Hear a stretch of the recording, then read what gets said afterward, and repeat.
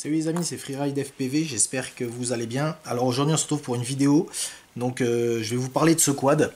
Donc je ne sais pas si vous l'avez reconnu, c'est le Flex One Beta, donc d'Airflex.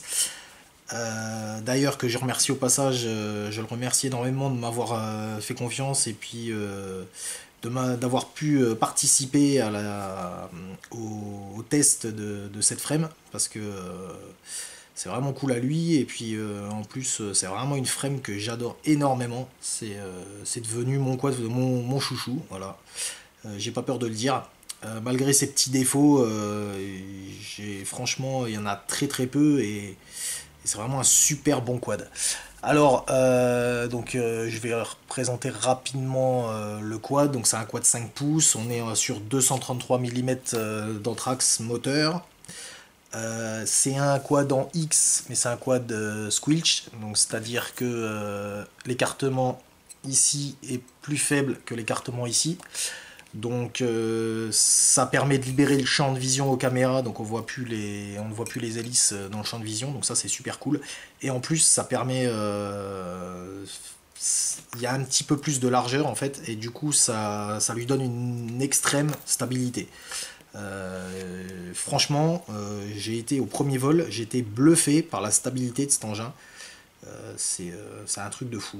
Il est stable, c'est un rail dans les virages, ça bouge pas, c'est impressionnant. Alors moi je suis sur un poids total avec batterie, donc une Lipo 4S 1400 mAh en 70C, donc je suis à 650 grammes. Donc c'est vrai que c'est lourd. Par contre, franchement, enfin, moi personnellement, à certains autres testeurs qui ont eu le ressentiment d'avoir un camion en fait en vol, quoi, d'avoir quelque chose de vraiment extrêmement lourd, moi, pas du tout.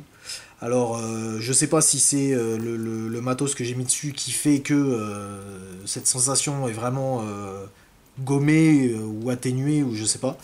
Mais franchement, moi, j'ai pas du tout cette sensation de lourdeur. Il a une bonne pêche. En plus, moi, mon setup, je peux voler en 5S, et en 5S, ça envoie vraiment du lourd. Il a une patate d'enfer. Donc là, moi, je suis parti. Alors, j'ai fait un pari.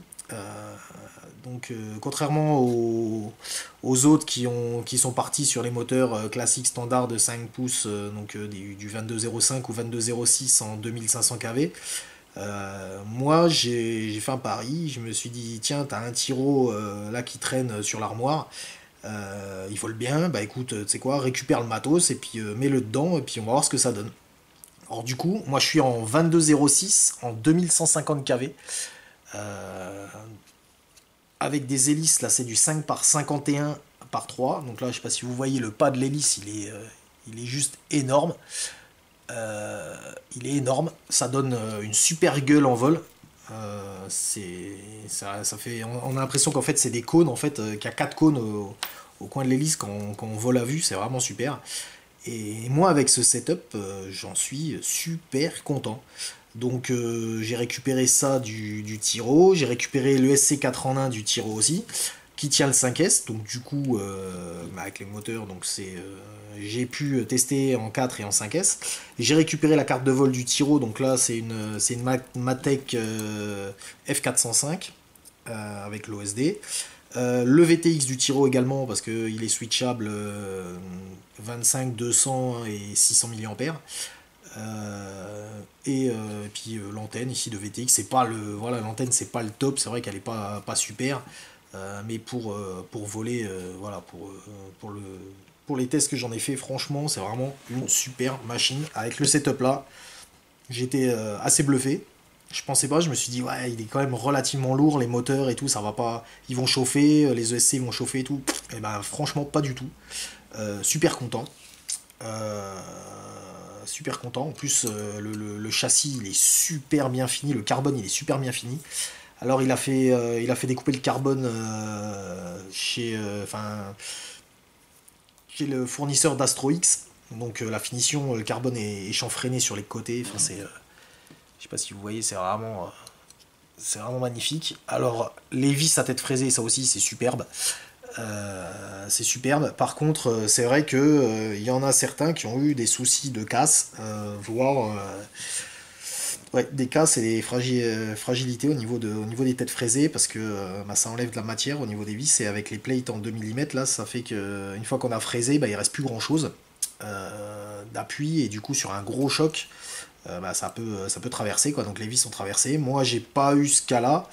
J'ai le carbone à quelques endroits qui commence à il commence tout doucement sur le côté ici là, ici là sur le côté, il commence tout doucement à s'ouvrir en deux, donc à se délaminer.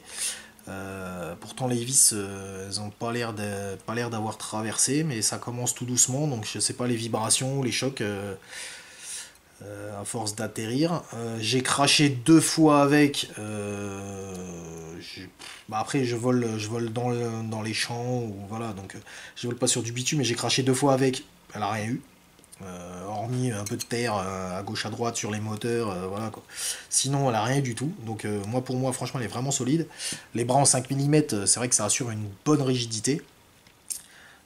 Ici, il y en avait beaucoup, ils avaient peur que la partie ici, en fait, entre les entretoises avant et les entretoises arrière, il y avait énormément de place, donc ils avaient peur que ça plie, donc c'est un peu flexible, mais enfin moi j'ai pas eu de problème quoi, j'ai vraiment pas eu de problème. Après je vole pas comme un bourrin non plus, je suis pas un adepte du bandeau ou de la race ou voilà quoi, donc les trucs de cinglé. Moi j'ai un vol plutôt smooth, donc franchement j'ai pas eu de soucis quoi, hein. J'ai pas eu de soucis particuliers, ça vole bien. Ici juste eu ici devant, donc la caméra, donc j'ai un petit, je vois un petit peu le TPU ici sur le côté là, du côté droit. Bon après ça apparemment Félix lui aussi il a eu le souci, et d'autres pilotes également, donc ça sera corrigé sur la V1.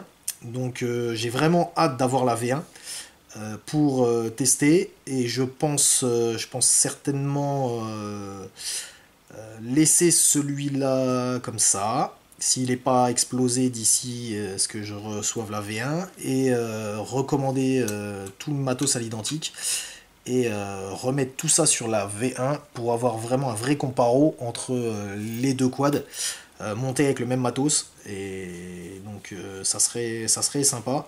Donc je pense que je vais faire ça. Que dire de plus? Bah écoutez, pas grand chose. Je vais vous laisser avec quelques petites images donc, du matos quand je l'ai reçu, quelques images du montage. Et puis à la fin, et puis je vais vous laisser avec une petite vidéo de vol, que vous vous rendez compte un peu comment ça marche.